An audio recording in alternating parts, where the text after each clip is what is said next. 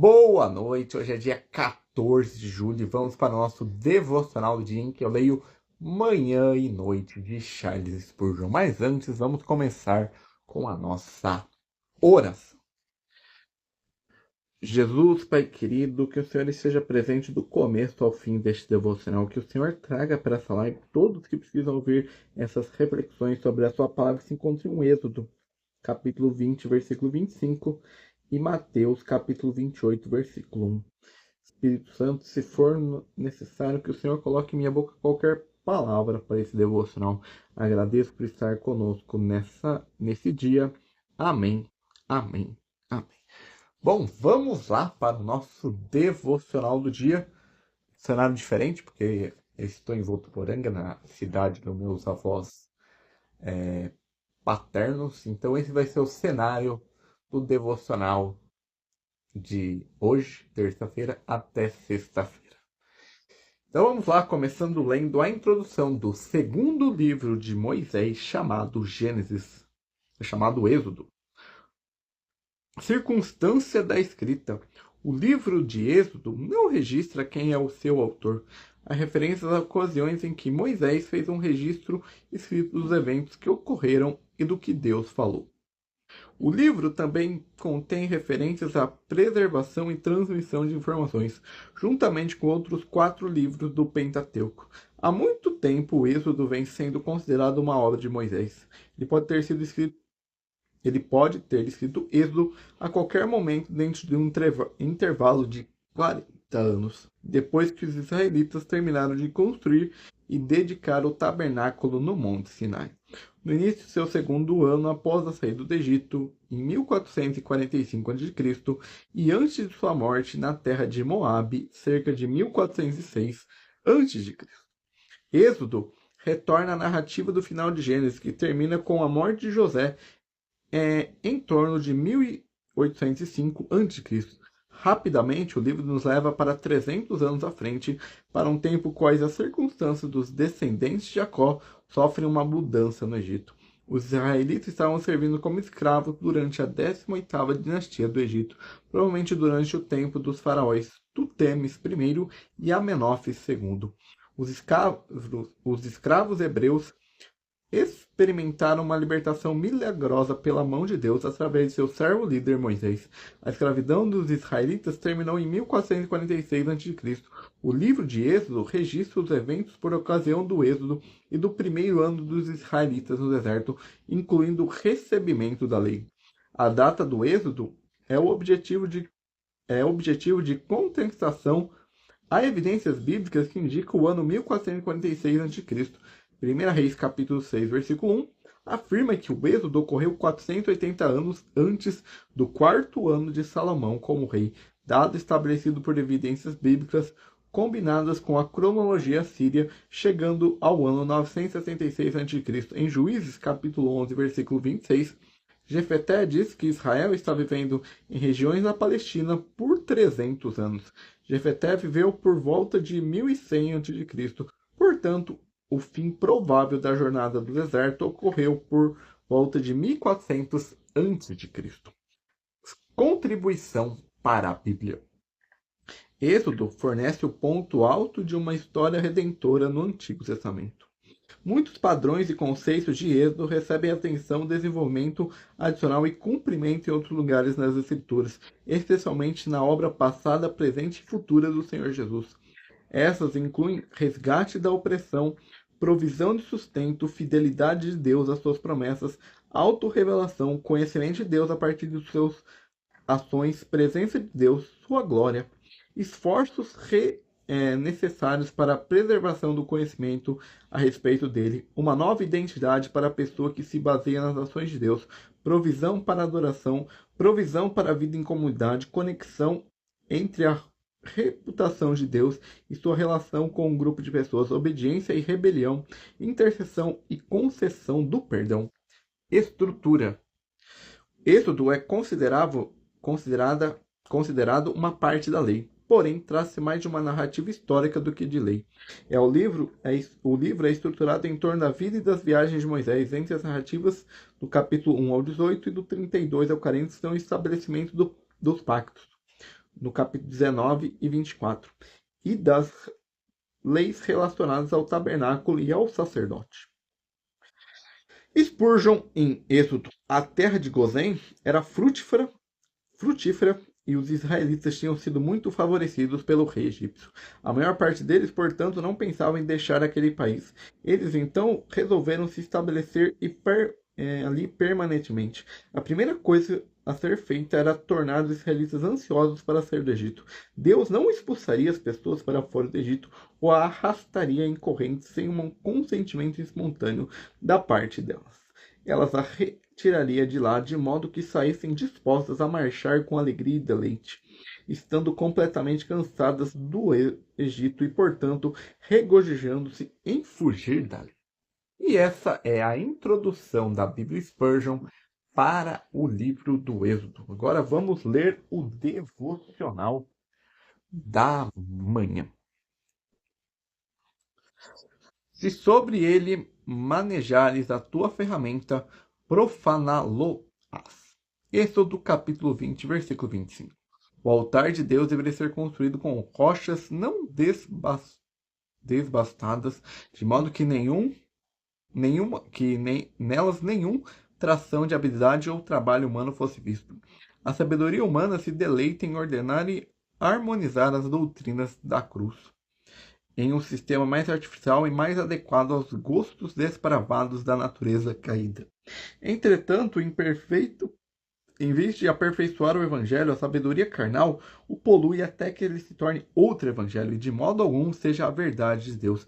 Todas as alterações e melhorias na palavra de Deus, são profanações e contaminações. O coração orgulhoso do homem anseia profundamente ter parte na justificação da alma diante de Deus. Sonhamos com restaurações por Cristo, confiando em comportamentos humildes e arrependidos. Exaltamos as boas obras, a habilidade natural é alardeada em excesso e com toda certeza temos manejar ferramentas humanas sobre o altar divino. Seria bom se os pecadores lembrassem que suas certezas carnais, como as quais tentam aperfeiçoar a obra do Senhor, apenas a poluem e desonram. Apenas o Senhor deve ser exaltado na obra de expiação e nenhuma marca de martelo ou talhadeira de homem deverá substituí-lo.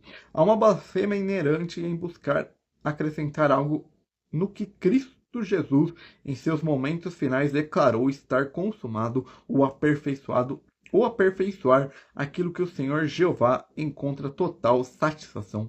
Pecador trêmulo, abandone todas as ferramentas e caia de joelho em humildade e súplica.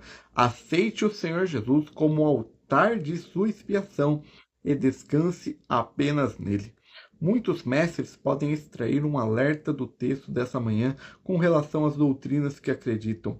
Há entre os cristãos uma grande propensão a adaptar e ajustar as verdades da revelação. Isto é uma forma de irreverência e incredulidade. Lutemos contra essa tendência e recebemos a verdade como a encontramos, alegrando-nos no fato de que as doutrinas da palavra são as rochas não desbastadas e com o melhor encaixe para a construção de um altar para o Senhor. E esse é o devocional da manhã. Agora vamos ler a introdução do Evangelho de Mateus, da Bíblia Spurgeon.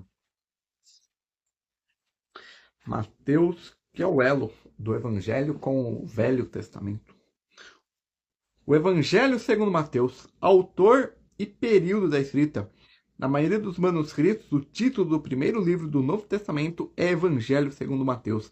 Há apenas uma boa nova do grandioso trabalho que Deus realizou através do seu Filho, o Senhor Jesus. Mas em sua sabedoria, ele sabia que seriam necessários 4 homens diferentes para fazer com que as novas da salvação fossem conhecidas pelo mundo na forma escrita. Como na maioria dos livros da Bíblia, o nome do autor não é mencionado. No Evangelho de Mateus, porém, desde o início a tradição cristã confirma que o apóstolo Mateus é o autor desse evangelho, mas essa tradição também afirma que ele foi escrito originalmente em hebreu ou hebraico, ou aramaico.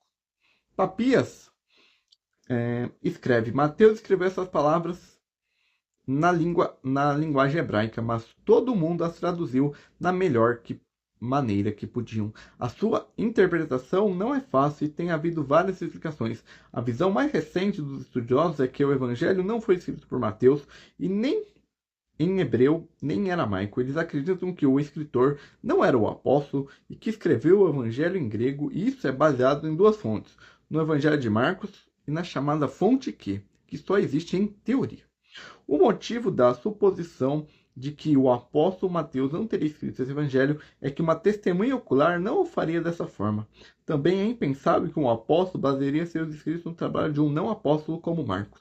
Contudo, ambos os argumentos ignoram que essas escrituras sagradas foram escritas por homens inspirados pelo Espírito Santo, que os guiou em seus escritos tanto em relação ao conteúdo quanto à forma.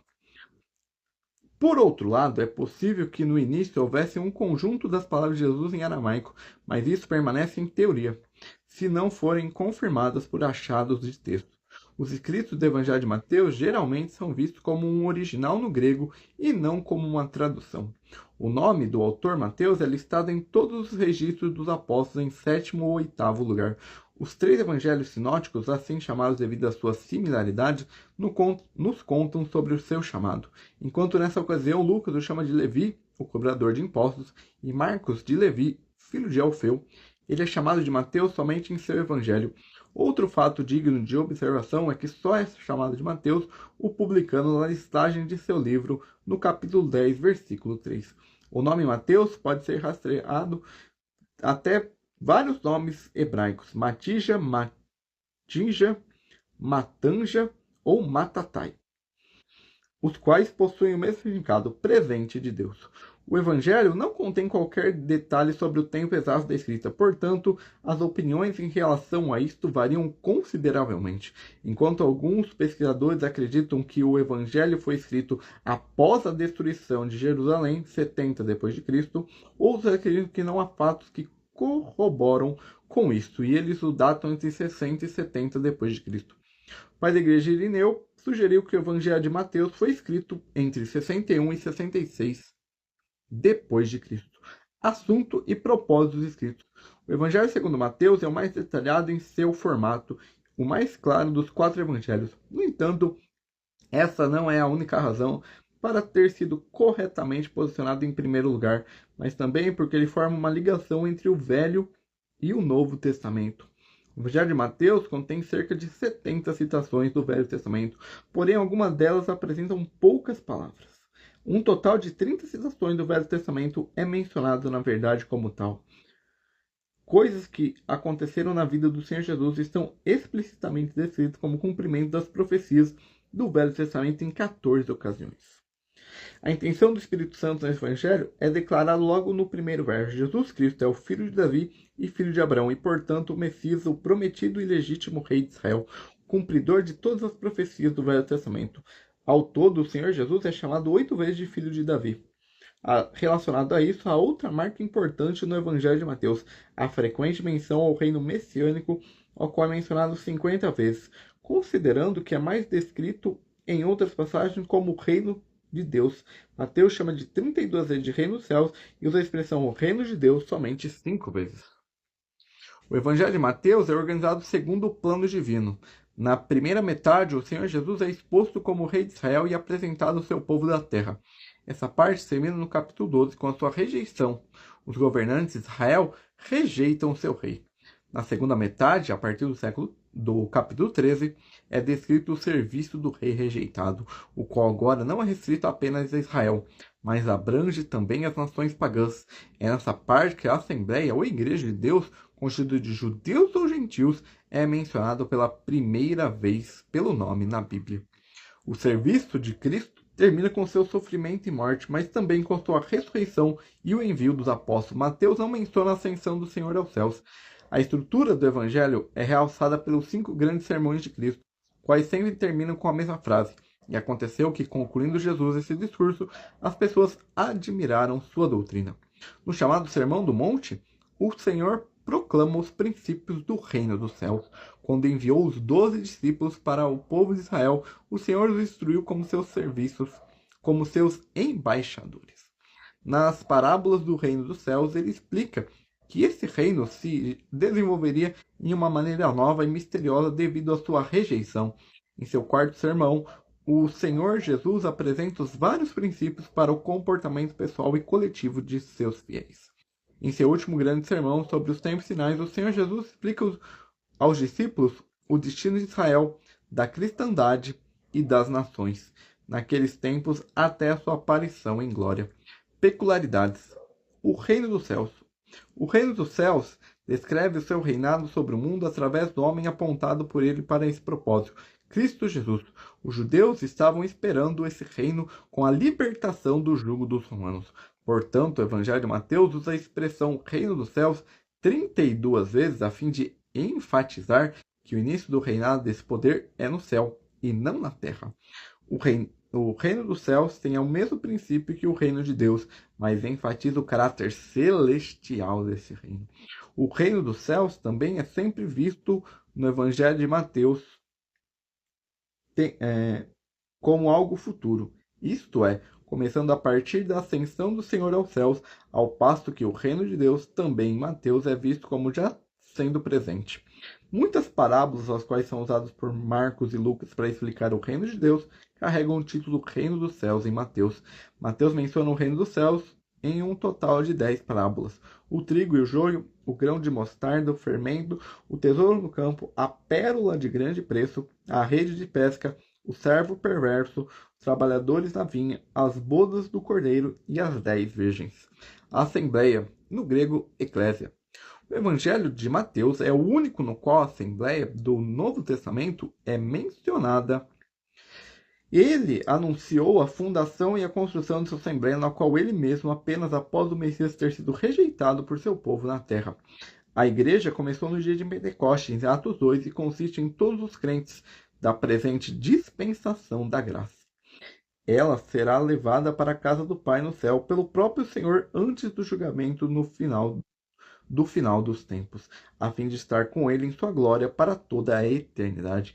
Em Mateus capítulo 18, versículo 15 ao 20, o Senhor falou para a igreja local, ou seja, para aqueles que se reuniam em qualquer lugar como um ajuntamento.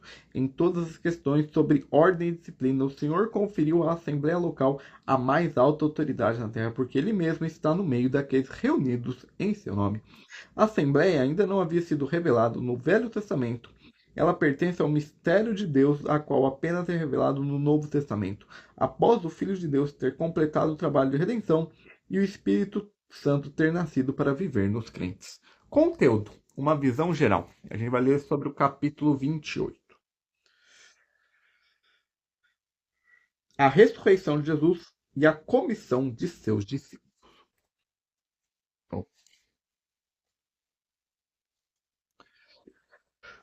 No findar do sábado, Maria Madalena e a outra Maria foram ver o sepulcro. Mateus capítulo 28, versículo 1. Aprendamos de Maria Madalena sobre como obter comunhão com o Senhor Jesus. Note como ela buscou o Salvador muito cedo de manhã. Se você não consegue esperar por Cristo e ser paciente na esperança de ter comunhão com Ele, em algum momento futuro você jamais terá comunhão alguma, pois o coração adequado para a comunhão é um coração que tem fome e sede. Ela também o buscou com grande ousadia. Outros discípulos fugiram da sepultura, pois temeram e se assombraram, mas é dito que Maria permaneceu no sepulcro. Se você quer Cristo com você, busque ousadamente. Não permita que nada o impeça. Desafie o mundo, vá além do que os outros Vá além onde os outros fogem. Ela buscou Cristo fielmente. Ela permaneceu no sepulcro. Alguns acham difícil permanecer ao lado de um Salvador vivo, mas ela permaneceu ao lado de um que estava morto. Busquemos Cristo dessa maneira, apegando-nos a tudo e qualquer coisa que esteja relacionado a Ele, permanecendo fiéis ainda que todos os outros o abandonem. Note ainda que ela buscou Jesus sinceramente. Ela permaneceu ali, pranteando. Aquelas lágrimas caindo foram como um escanto que aprisionou o Salvador e fez mostrar-se a ela. Se você deseja a presença de Jesus, chore por ela. Se você não consegue ser feliz, a não ser que ele venha e lhe diga: És meu amado, em breve você ouvirá sua voz. Por último, ela buscou somente o Salvador. Que importância tiveram os anjos para ela? Ela voltou as costas para eles. Sua busca era exclusivamente por seu Senhor. Se Cristo não for seu único amor, se seu coração expulsou todos os rivais, você não sentirá falta do consolo de sua presença por muito tempo. Maria Madalena buscou, então, porque muito amava. Despertemos também a mesma intensidade de afeição, que nossos corações, como o de Maria, seja cheio de Cristo, e nosso amor, como o dela, seja satisfeito como nada menos que ele. Ó Senhor, revela-te a nós nesta noite. E esse é o devocional do dia 14 de julho. Amanhã nós voltamos com a programação normal, o devocional da manhã aqui no Instagram entre 8 e 9 horas e o devocional da noite lá no TikTok entre 8 e 9 horas da noite. Então que o Senhor te abençoe nessa terça-feira, nesse resto de semana. Amém. Amém.